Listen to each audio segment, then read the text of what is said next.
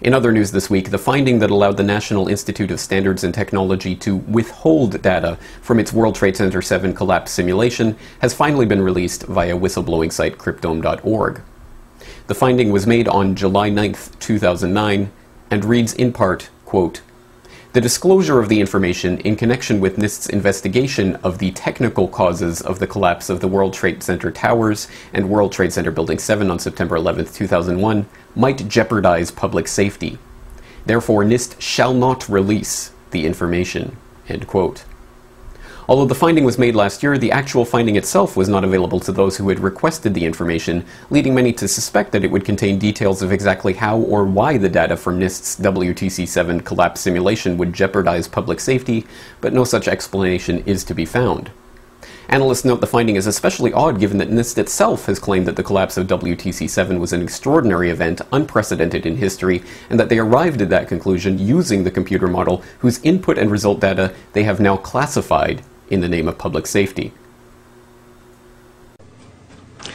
What we found was that uncontrolled building fires, similar to those we have seen in other tall buildings, caused an extraordinary event.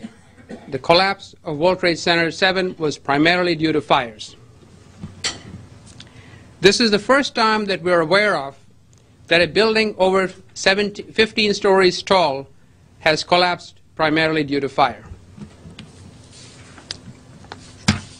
We reached this conclusion by reconstructing the entire building, beam by beam, column by column, connection by connection, into a computer model, a virtual WTC-7 building.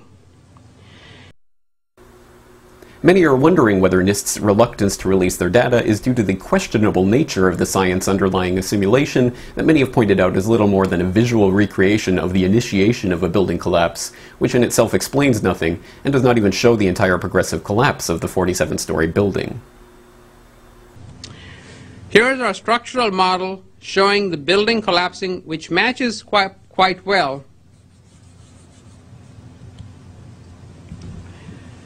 with a video of the event.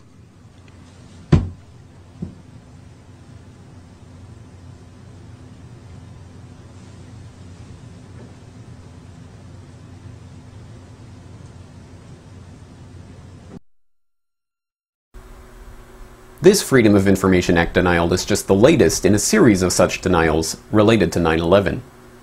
In 2007, the FBI rejected a request to confirm the exact process by which the 4 aircraft used on 9/11 were identified. In 2008, U.S. Armed Forces Institute of Pathology rejected a FOI request for records establishing the recovery and identification process for forensic evidence from the Flight 77 and Flight 93 crashes. In 2009, the Secret Service rejected a Freedom of Information request for White House visitor logs on September 11th and 12th, 2001. Currently, the FBI is arguing before the U.S. District Court of Nevada that 9/11 records are exempt from public disclosure under the Freedom of Information Act.